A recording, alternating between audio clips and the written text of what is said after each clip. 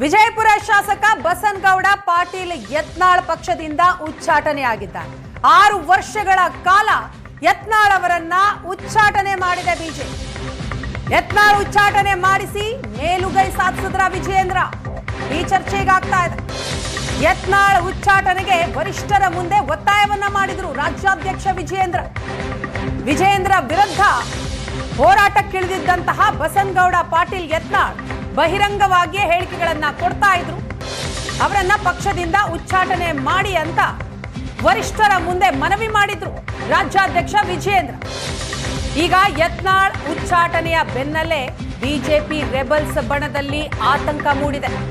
ಯತ್ನಾಳ್ ಜೊತೆ ಗುರುತಿಸಿಕೊಂಡಿದ್ದಂತಹ ಲಿಂಬಾವಳಿ, ಕುಮಾರ್ ಬಂಗಾರಪ್ಪ, ಯತ್ನಾಳ ನೇತೃತ್ವದಲ್ಲಿಯೇ ವಿಜಯೇಂದ್ರ ವಿರುದ್ಧವಾಗಿ ನಿಂತಿದ್ರು. ಸಭೆಗಳ ಮೇಲೆ ಸಭೆಗಳನ್ನ ಮಾಡ್ತಾ ಇದ್ರು, ಮಾಧ್ಯಮದ ಮುಂದೆ ಹೇಳಿಕೆಗಳನ್ನ ಕೊಡ್ತಾ ಇದ್ರು, ಕುಟುಂಬ ರಾಜಕಾರಣವನ್ನ ವಿರೋಧಿಸ್ತಾ ಇದ್ರು. ಈಗ ಯತ್ನಾಳ್ ಅವರ ಉಚ್ಚಾಟನೆ ಆಗಿದೆ. ಈ ಮೂಲಕ ವಿಜಯೇಂದ್ರ ಮೇಲುಗೈ ಸಾಧಿಸಿದ್ರ.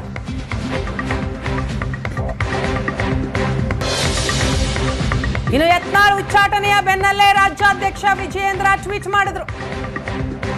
ಪಕ್ಷದಲ್ಲಿ ಶಿಸ್ತು ಮತ್ತು ತ್ಯಾಗಕ್ಕೆ ಮೊದಲ ಆದ್ಯತೆ ಅಂತ ವಿಜಯೇಂದ್ರ ಟ್ವೀಟ್ ಮಾಡಿದ್ದಾರೆ. ಶಿಸ್ತಿನ ವಿಷಯದಲ್ಲಿ ಪಕ್ಷದ ವರಿಷ್ಠರು ರಾಜಿ ಮಾಡಿಕೊಂಡಿಲ್ಲ. ಯತ್ನಾಳ್ ಉಚ್ಚಾಟನೆಯ ನಿರ್ಧಾರ ಅನಿವಾರ್ಯವಾಗಿ ತೆಗೆದುಕೊಂಡ ಕ್ರಮ. ಪಕ್ಷದ ಬೆಳವಣಿಗೆಗಳ ಬಗ್ಗೆ ನಾನು ವರಿಷ್ಠರಿಗೆ ಎಂದೂ ದೂರುಗಳನ್ನ ನೀಡಿಲ್ಲ. ಯತ್ನಾಳರನ್ನ ಉಚ್ಚಾಟನೆ ಮಾಡಿದ್ದು ದುರದೃಷ್ಟಕರ ಅಂತ ವಿಜಯೇಂದ್ರ ಟ್ವೀಟ್ ಮಾಡಿದ್ದಾರೆ. ವರಿಷ್ಠರು ತೆಗೆದುಕೊಂಡಂತಹ ಶಿಸ್ತು ಕ್ರಮವನ್ನ ಸಂಭ್ರಮಿಸಲ್ಲ ಅಂತ ಹೇಳಿದ್ದಾರೆ. ನಾನು ಎಡವಿದ್ರೆ ತಿದ್ದುವ ಅಧಿಕಾರ ಪಕ್ಷದ ಹಿರಿಯರಿಗೆ ಇದ್ದೇ ಇದೆ. ಯತ್ನಾಳ್ ಉಚ್ಚಾಟನೆ ಆಗ್ತಾ ಇದ್ದ ಹಾಗೆ ರಾಜ್ಯಾಧ್ಯಕ್ಷ ವಿಜಯೇಂದ್ರರ ಟ್ವೀಟ್ ಇದು ಸ್ಕ್ರೀನ್ ನಲ್ಲಿ ಗಮನಿಸ್ತಾ ಇದೆ. ಯತ್ನಾಳ್ ಅವರನ್ನ ಉಚ್ಚಾಟನೆ ಮಾಡಿದ್ದು ದುರದೃಷ್ಟಕರ ಅಂತ ಹೇಳ್ತಾರೆ ಟ್ವೀಟ್ನ ಮೂಲಕ.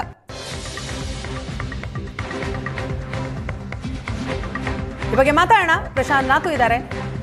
ಪ್ರಶಾಂತ್, ವಿಜಯೇಂದ್ರ ಅವರಿಗೆ ಒಂದು ರೀತಿ ಅವರ ಕೈ ಮೇಲಾಯ್ತು ಅಂತಲೇ ಹೇಳ್ಬೇಕಲ್ವಾ? ಅವರು ಕೂಡ ಬಯಸಿದ್ದದನ್ನೇ, ವಿಜಯೇಂದ್ರ ಬಯಸಿದ್ದು ಕೂಡ ಅದೇ. ಯತ್ನಾಳ್ ಅವರ ಉಚ್ಚಾಟನೆ ಆಗಬೇಕು. ಪದೇ ಪದೇ ವಿಜಯೇಂದ್ರ ವಿರುದ್ಧ ಮಾತಾಡ್ತಾ ಇದ್ರು, ಯಡಿಯೂರಪ್ಪ ವಿರುದ್ಧ ಮಾತಾಡ್ತಾ ಇದ್ರು. ಸೊ ಅವರ ಕೈ ಆಬ್ವಿಯಸ್ಲಿ ಮೇಲಾಯ್ತಲ್ವಾ? ಕೂಡ ನಿಶ್ಚಿತವಾಗಿ ಅಂದರೆ ಎರಡು ಬಣಗಳ ತಿಕ್ಕಾಟಗಳ ದೃಷ್ಟಿಯಿಂದ ನೋಡಿದಾಗ ಬಸನಗೌಡ ಪಾಟೀಲ್ ಯತ್ನಾಳ್ರ ಉಚ್ಚಾಟನೆಗೆ ಯಡಿಯೂರಪ್ಪನವರು ಮತ್ತು ವಿಜಯೇಂದ್ರ ಸಾಕಷ್ಟು ಬಾರಿ ಹೈಕಮಾಂಡ್ಗೂ ಕೂಡ ಮನವಿ ಮಾಡಿಕೊಂಡಿದ್ದರು. ನೋಡಿ, ಬಸನಗೌಡ ಪಾಟೀಲ್ ಯತ್ನಾಳ್ರು 2019ರಿಂದಲೇ ಯಡಿಯೂರಪ್ಪನವ್ರದ್ದು ಅಂದರೆ ಯಡಿಯೂರಪ್ಪನವರ ಕಾರಣದಿಂದಲೇ ಅವರು ಪಾರ್ಟಿಗೆ ವಾಪಸ್ ಬಂದರು. ಯಡಿಯೂರಪ್ಪ ಮತ್ತು ಅನಂತಕುಮಾರ್ ಕರ್ಕೊಂಡು ಬಂದರು.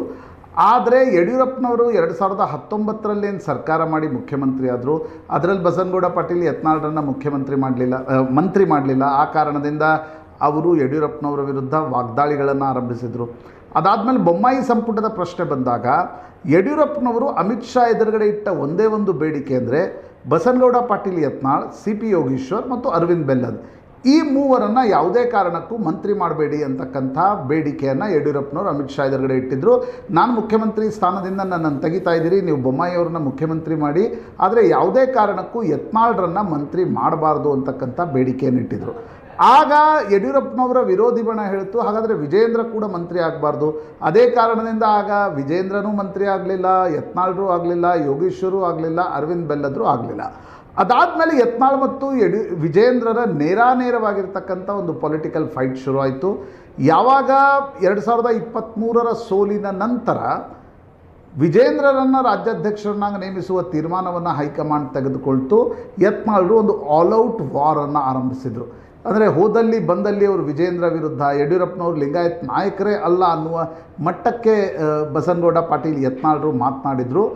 ಆಗಿನಿಂದಲೇ ವಿಜಯೇಂದ್ರರ 1 ಪಾಯಿಂಟ್ ಅಜೆಂಡಾ ಅಂತ ಅನ್ಬೋದೇನೋ, ಅವರು ದಿಲ್ಲಿಗೆ ಹೋಗಿ ಪದೇ ಪದೇ ರಿಕ್ವೆಸ್ಟ್ ಮಾಡ್ತಾ ಇರ್ತಕ್ಕಂಥದ್ದು, ಹೀಗೆ ಮಾತಾಡ್ತಾ ಹೋದರೆ ನನಗೆ ಪಾರ್ಟಿ ನಡೆಸೋಕ್ಕಾಗಲ್ಲ, ನಾನು ರಾಜ್ಯಾಧ್ಯಕ್ಷನಾಗಿ ಕೆಲಸ ಮಾಡಬೇಕು ಅಂತಂದರೆ ನೀವು ಬಸನಗೌಡ ಪಾಟೀಲ್ ಯತ್ನಾಳ್ರಿಗೆ ಕಡಿವಾಣ ಆದರೂ ಹಾಕಿ ಅಥವಾ ಅವರನ್ನು ಪಾರ್ಟಿಯಿಂದ ಹೊರಗಡೆ ಆದರೂ ಹಾಕಿ ಅಂತಕ್ಕಂಥದ್ದು.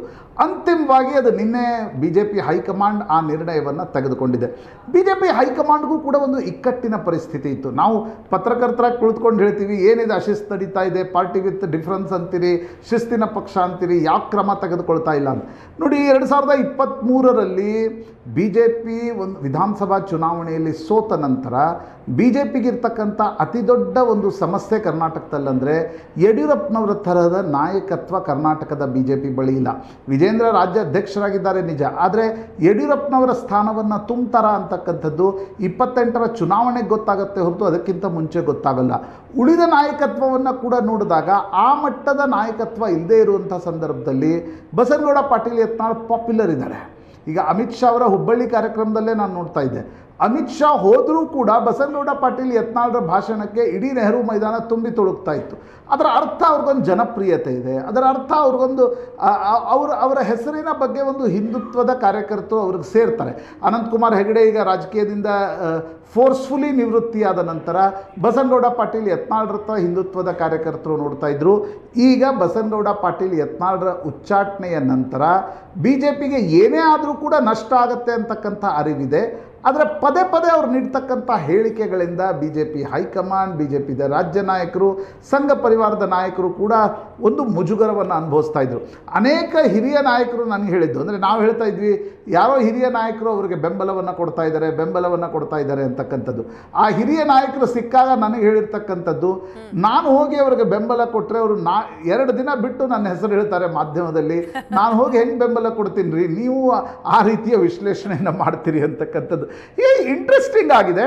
ಆದರೆ ಕರ್ನಾಟಕದ BJPಗೆ ಇದು ಯಾವ ಮಟ್ಟದ ನಷ್ಟವನ್ನು ತರುತ್ತೆ ನೋಡಿ. ಲಾಭ ಅಂತರೂ ಯತ್ನಾಳ್ರ ಉಚ್ಚಾಟನೆಯಿಂದ ಏನೋ ಲಾಭ ಆಗಿಬಿಡುತ್ತೆ ಅಂತ ನನಗನ್ಸಲ್ಲ. ನಷ್ಟ ಆಗತ್ತೆ ನಿಜ, ಆದರೆ ನಷ್ಟದ ಪ್ರಮಾಣ ಎಷ್ಟು ಅನ್ನೋದು ಪೊಲಿಟಿಕಲ್ ಪಾರ್ಟಿಗೆ ಭಾಳ ಮುಖ್ಯ ಆಗುತ್ತೆ. BJP ಹೈಕಮಾಂಡ್ಗೆ ಅನಿಸಿದೆ ನಾವು ನಷ್ಟ 2028ರಲ್ಲಿ ಏನಾಗುತ್ತೆ ಅದನ್ನು ನೋಡ್ಕೊಳ್ಳೋಣ.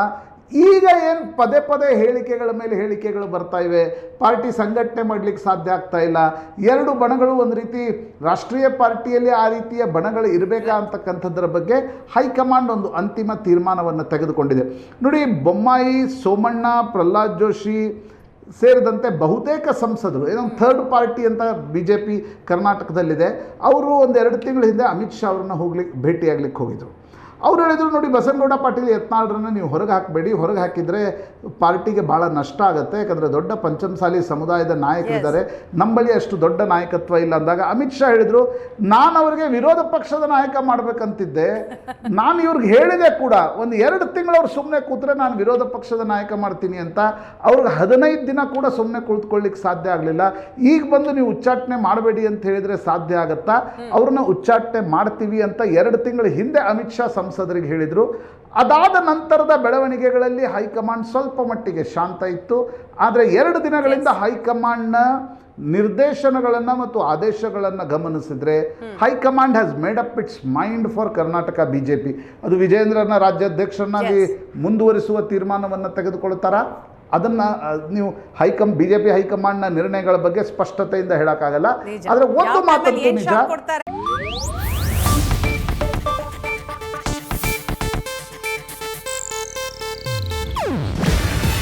ಇದು ಏಷ್ಯಾನೆಟ್ ನ್ಯೂಸ್ ನೆಟ್ವರ್ಕ್ ಪ್ರಸ್ತುತಿ. ನೀವು ನೋಡ್ತಿದ್ದೀರಾ ಏಷ್ಯಾನೆಟ್ ಸುವರ್ಣ ನ್ಯೂಸ್.